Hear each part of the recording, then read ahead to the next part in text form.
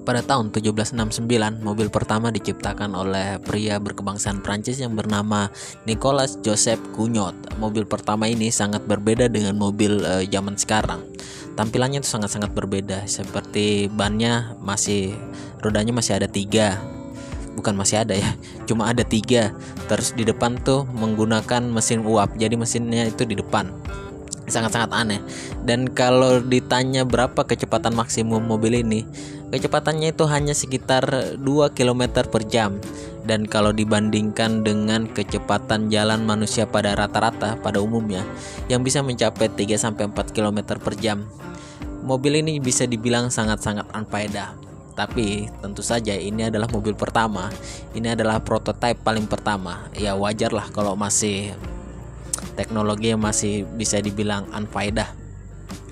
Dan pada akhir abad ke-19, nah di sini baru mobil yang menggunakan bahan bakar bensin diciptakan.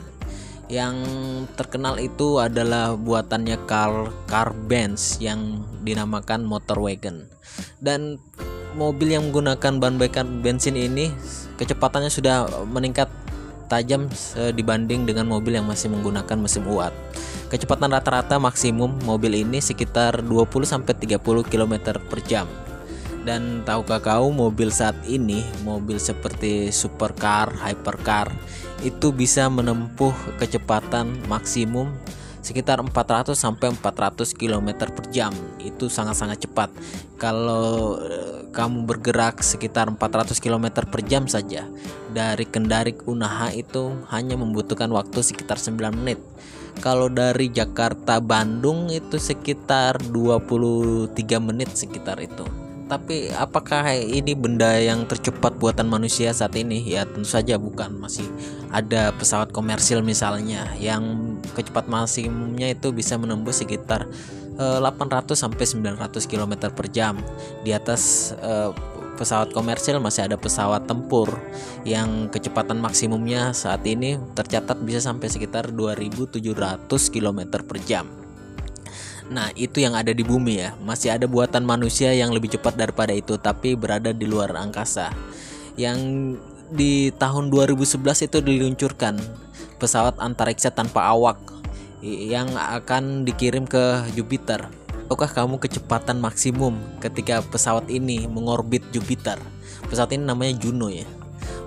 Kecepatan maksimum pesawat ini sekitar 265.000 km per jam. Itu sangat-sangat cepat sekali. Kalau misalnya kecepatan segitu kita gunakan untuk pergi ke Kendari Unaha, itu tidak sampai 1 detik itu sudah sampai. Terus kalau dari Jakarta ke Bandung itu hanya membutuhkan waktu 2 detik untuk sampai dari Jakarta ke Bandung kalau kecepatan kita sekitar 265.000 km per jam. Apakah ini yang sudah paling cepat buatan manusia?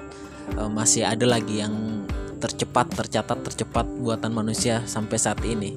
Itu adalah Parker Solar Probe, pesawat antariksa yang dikirim ke matahari oleh NASA, yang menembus batas maksimum kecepatan, bukan batasnya, maksimum kecepatannya itu bisa menembus sekitar 690.000 km per jam.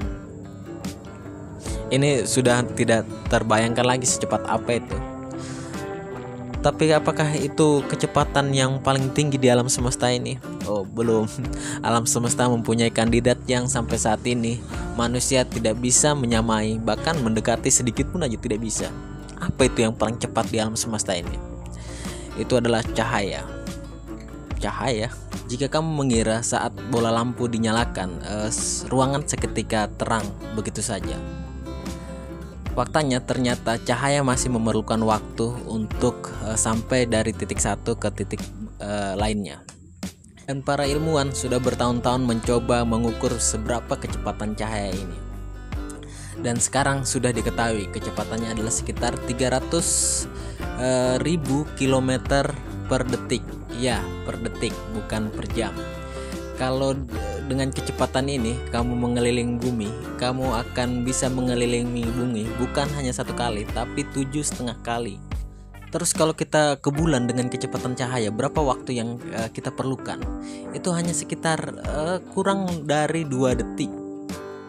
Itu kalau bulan. Terus kalau kita ingin ke matahari dengan menggunakan kecepatan cahaya, berapa waktu yang diperlukan?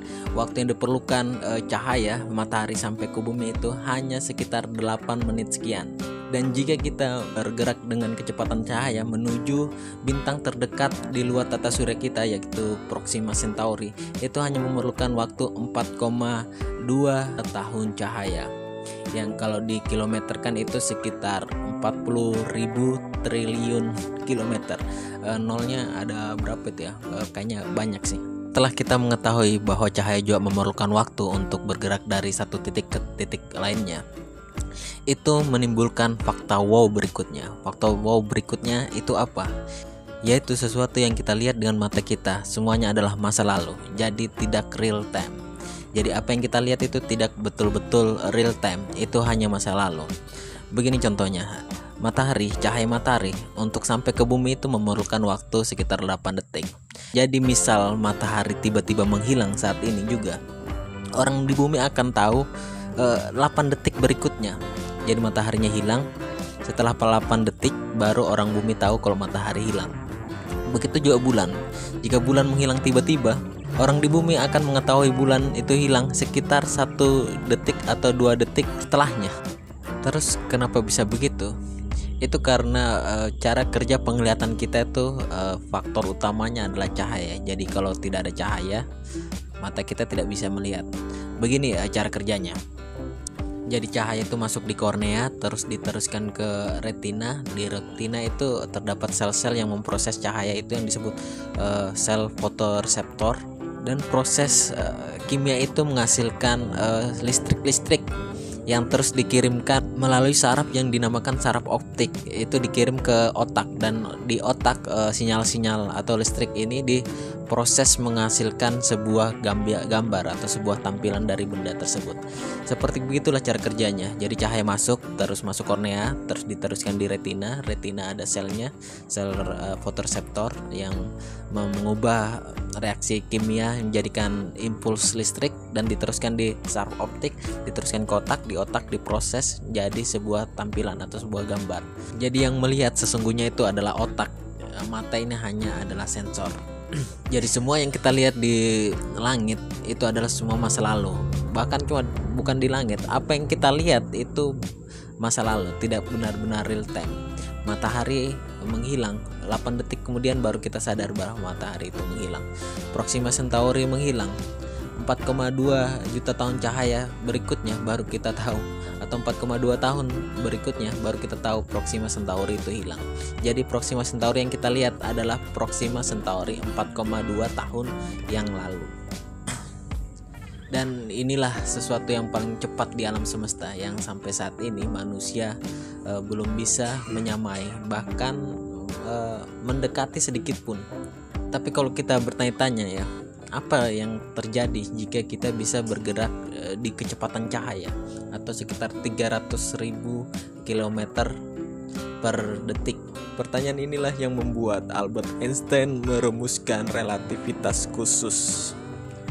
Apa itu relativitas khusus? Relativitas khusus adalah teori fisika yang dilihat agak-agak halu ya, tapi begitulah fisika. Jadi dalam relativitas khususnya Einstein itu banyak konsep-konsep yang disebutkan jika kita bisa mencapai kecepatan cahaya. Seperti contohnya adalah dilatasi waktu. Dilatasi waktu itu bagaimana? Jadi kita yang berada di kecepatan cahaya melihat sekitar kita itu melambat. Waktu yang kita lihat itu melambat. Jadi waktu dalam relativitas khusus Einstein itu tidaklah mutlak, dia relatif. Jadi waktu itu bisa dilambatkan dan bisa dicepatkan. Itu menurut relativitas khususnya Einstein. Dan kalau kita membahas relativitas khususnya Einstein itu sangat perlu waktu karena sampai sejauh ini saya juga masih agak belum paham sepenuhnya. Sangat-sangat halu, sangat-sangat membingungkan. Ya, begitulah alam semesta bekerja. Sejauh ini manusia belum bisa mengalahkan kecepatan cahaya. Dan dalam hal ini Alam semesta membuktikan bahwa manusia itu hanyalah bagian dari butir-butir debu atau bagian terkecil dari alam semesta. Oke, sekian video kali ini, mudah-mudahan bisa dipahami. Maafkan kalau bicaranya masih belibet karena saya juga masih belajar. Dan begitu saja, terima kasih sudah menonton. Dadah.